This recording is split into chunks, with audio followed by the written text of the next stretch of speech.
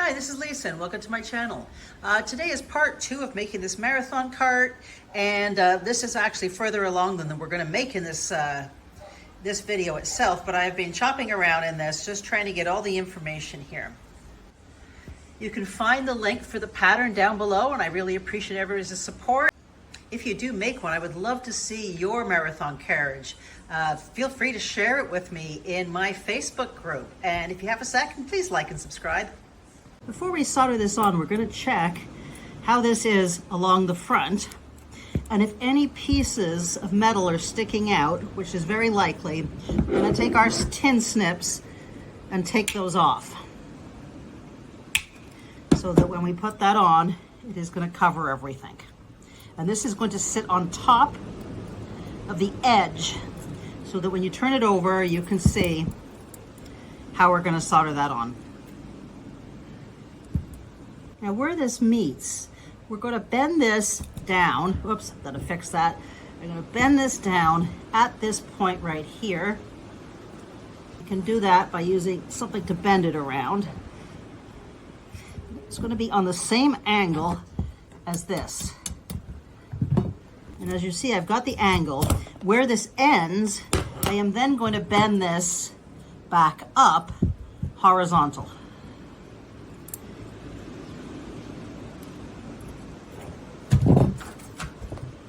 Now you can also use pliers to bend that, and this is what it should look like. It comes straight down, then on the angle, and then back out. Here's another way of doing it. You hold it with some pliers. Don't worry about that. We can just tack that back on.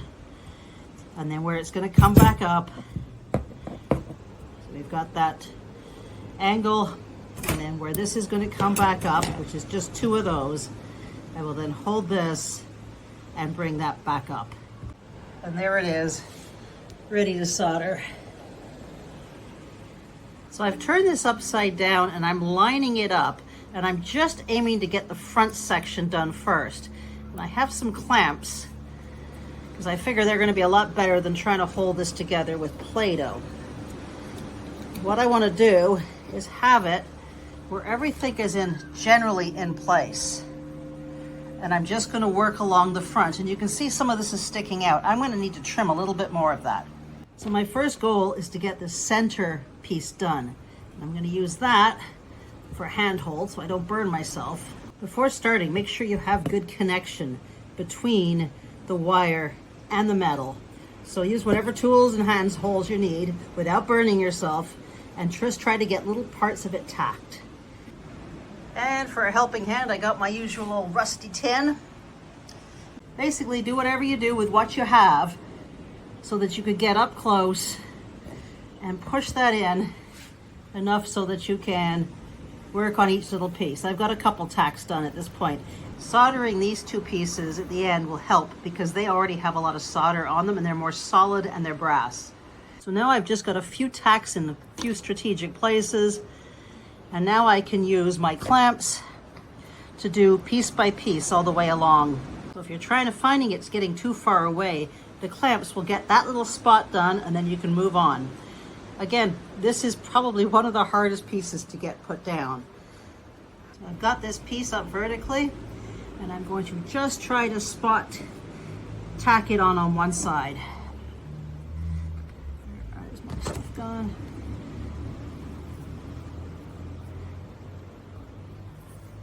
Oh, much there. Let that cool, and then take this off and do the other side. When you're doing these, what you want to do is drop the solder onto the vertical piece as opposed to heat it, because if you heat it, what you're going to do again is undo it. So what I want to do is get solder and just drop it into place there so that nothing falls off. Up any bad spots there, and we have them vertical. Next, this is going to sit directly on top of those and solder to the sides. You want to make sure you have it as even as possible on both sides, directly above these and touching there. And first I'm just going to spot these 2 sides. To solder these, you want to stick your soldering iron into the gap here and just fill this gap up. Once those are tacked, you could do the same thing over here with these ones. Next, we're going to take this U shape and we want to solder it onto the seat at about the same angle as this. So it's going to be up and then leaning back, about the same angle there. Now these brass pieces now are going to go from here to there. So just a bit below the bottom to about even with this, like that. I recommend doing the top one first, as brass solder's much easier. Now when doing these two solders, the best way is generally to add some solder to your tip and then just drop it on. There you go. Next, we need to cut 2 pieces of tubing to go along the inside of the side of the back seat. To do that, you can use some pliers to gently bend it around and then check it against the pattern. Once you have it where you need it, double check it on the actual piece, put a little mark with a Sharpie there and cut that off. Turn this upside down and I'm just going to solder that on top, and make sure you have them again a right and a left. I'm going to take a piece of metal brass and take it the width of the bottom of this and cut that. Then I'm going to solder it to this and make sure it's centered. Mine actually sticks out a little more because I added some extra pieces to mine because I changed the pattern as I'm going. So yours shouldn't be like that, but what I'm going to do now is put that on top and solder that on. We're going to take the second piece of metal mesh and put that on this side of the strip of the mesh here. And make sure it's centered. It should stick over a little bit on both sides. Oops, put that on top. Now balancing the piece, so this is horizontal. I'm going to put this underneath and tack those into place. Now those 2 pieces have been soldered on. Now with everything horizontal, that and this horizontal, I am just putting that in there so that it attaches top and bottom. So I can solder it to there and solder it to there. Don't worry about this piece for now, and do that on both sides. Now I have this where this is leaning against this piece right here, and that is leaning on the bottom. Don't worry about any extra sticking out right now of the mesh. I am just worried right now about the brake line tubing part, and I want to get that tacked down. Now I've tacked there, and I'm going to do the same on the other side. And there are the 2 pieces soldered in. Now this piece bends down through there. It should come down to the bottom, and this piece just flares out and goes there. What we're going to try to do is get just a few tacks of solder along here to hold that on to the edge. Now it will be easier if we straighten that out a little and get a couple at the top here first.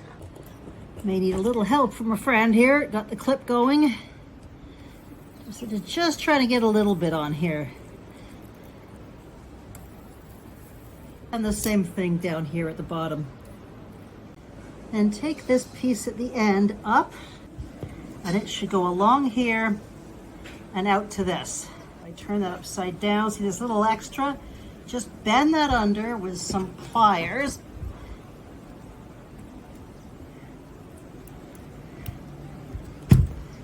So I've got that held for now with a clamp, and I can just solder along the edges here and there to tack it in, then remove the clamp and finish the job. The next piece we're going to do is going to start here, go down on an angle, come across under here, follow along this, and attach to the bottom of the groom stand. For the next step, we're going to cut a little piece of the mesh here so that a piece of tubing can fit underneath, and do that on both sides. On this next piece, I've actually created it so I can show you. It is going to have to fit under there to the back and attach to the front over here. So what we're gonna do, first we're gonna mark 1 1/4 inches on here. Then we're gonna bend this piece to about 45 to 50 degree angle. And I've included a protractor in the pattern just in case you don't have one. Now to make sure it doesn't rub the wheels, we don't want it any further forward than the front of this seat piece. Then you're gonna shape this around the back here. So here's what it will look like, and you need to make a right and left. And I've included my shape of mine in the pattern. Here are the 2 pieces for the 5th wheel. This one's been bent, this one cut to go between the 2. Then we're gonna lay the mesh on top and trim off any pieces that are sticking out. Holding this side piece tight, I'm gonna tack that to this piece of tubing down here. Do that on both sides so that it doesn't flop out. Anywhere you can tack it. You don't have to worry about this part at the bottom, just the side. Now with this other piece, we're gonna tack here and here, and then solder this on top. I'm tacking down at the back. Once I've soldered there and there, I'm then going to move this so that it's finished there. I actually wenched it a little bit with some pliers, then turn it upside down and solder a little bit along here to hold it into place. As the metal should always touch, if you need it, make sure you use some clamps to make sure these get close. You can do again piece by piece. At this point, you may want to clean up your piece. So if you have any pieces sticking up of your solder, you can sand it off, or you can just touch it with a soldering iron to flatten it back out. For the 5th wheel, solder the connection closed and add this piece up as high as it'll go and solder that together.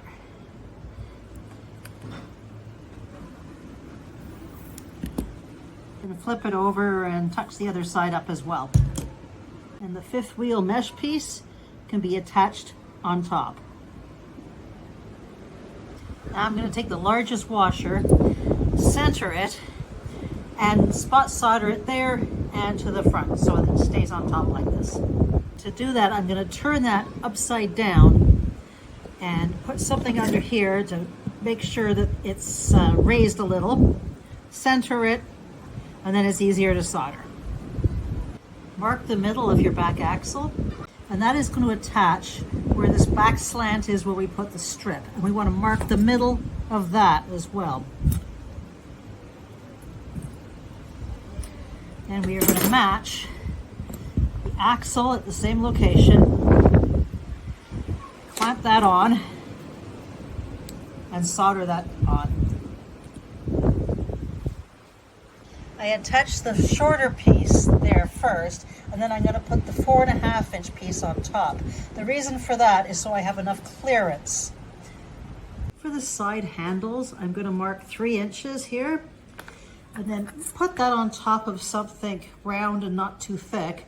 And I want to bring that all the way around so it's right back coming the same direction to form a long U. Optionally, you can cut 2 more like this, and I just made those by bending it around on a pair of pliers. To prepare the wheels, first put on the rubber, which I have on there. Then with the right side up, I'm going to put through the machine screw, which all of this is in the pattern. And I'm going to take one of the little machine hex nuts and screw it on. Now you want to screw it on right up to the edge of it, but just enough that it can still spin. Because if you spin it too much, that will tighten. Once you have it at the right amount, take a little dab of super glue and apply it to the outside there. You don't want to glue the wheel, just the nut. Double check that the screw is, the nut is being screwed on, but the wheel can still spin if you hold it. Then screw a second one on. Leave it like that, or you can screw on a little acorn cap. Now that is not going to go, the one I have is small, so it's not going to go directly over that perfectly. But if we just apply a little drop of glue here, making sure not to get the wheel itself. We can attach the hex nut on top. For mine, the super glue didn't hold, so I used 60-second setting epoxy. And you can see that sticks out. And again, this is strictly for looks. Let's get it in. And what I'm doing to make sure I've got this in a clamp to make sure I can still turn the wheel. On these handholds right here, I'm going to take these small pieces and put them up here so that they're in towards where the groom will be. And I'm going to solder those on and make sure you have a left and a right. And the back part is most likely longer, so those will be put like this on the longer piece. And I'm just holding those in place with some Play-Doh. In this case, it really helps if you have 3 hands, but I have this in a pair of pliers. I'm just touching a little bit of solder, placing it in place, and then touching the soldering iron till the solder pours onto it. Next, determine where you want this. And I'm going to put mine on the inside so it holds better. Then I'm just going to solder those on and do the same on both sides.